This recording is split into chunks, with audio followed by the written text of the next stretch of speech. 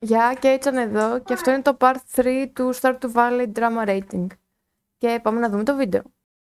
And all the boys say she was sent from the heavens, but I'm not too sure that this girl is a blessing. She's got the devil's eyes and they'll cut you like a weapon. She's stuck in my mind like a bad obsession. Got bad intentions. Mid giftable NPCs. Beardy. Χείρα σε νησί με βλέμμα που έχει δει πολλά. Το δράμα της είναι τόσο βαρύ που δεν χωράει καν στο χωριό. Drama rating 10 στα 10. Banser. Στέκεται ακίνητος. Δεν μιλάει, δεν χρειάζεται. Η παρουσία του λέει μην μπλέκεις. Drama rating 5 στα 10.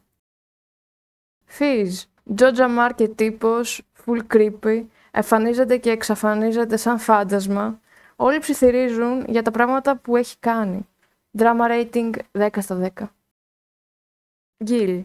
Κάθεται σε μια καρέκλα όλη μέρα. Αν του φέρεις τα σωστά όπλα, λέει well done με 0 συναίσθημα. Drama rating 3 στα 10. Governor. Έρχεται μια φορά το χρόνο στο Λουαού και αποφασίζει αν η σούπα σας αξίζει. Δράμα σε στυλ πολιτικός με κουτάλι. Drama rating 6 στα 10. Grandpa. Επιστρέφει ως φάντασμα για να σε κρίνει. Πιο passive-aggressive πεθαίνεις, κυριολεκτικά. Drama rating 10 στα 10.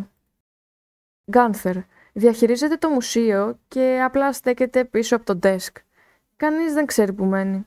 Drama rating 4 στα 10. Hetzman. Splatter βοηθός της μάγισσας. Δεν μιλάει, αλλά βαϊμπάρει σκοτεινά. Drama rating 5 στα 10.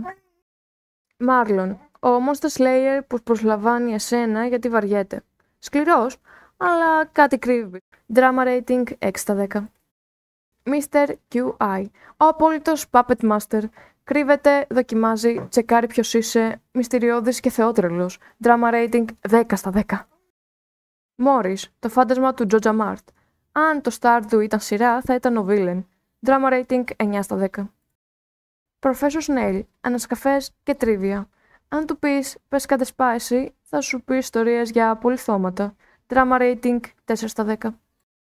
Συλλογικό μήνυμα.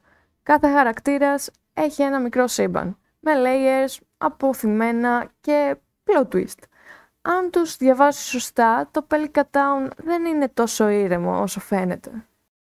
Σας ευχαριστώ όλους που καθίσατε μέχρι τέλος και τα ξαναλέμε σε ένα άλλο βίντεο. Bye!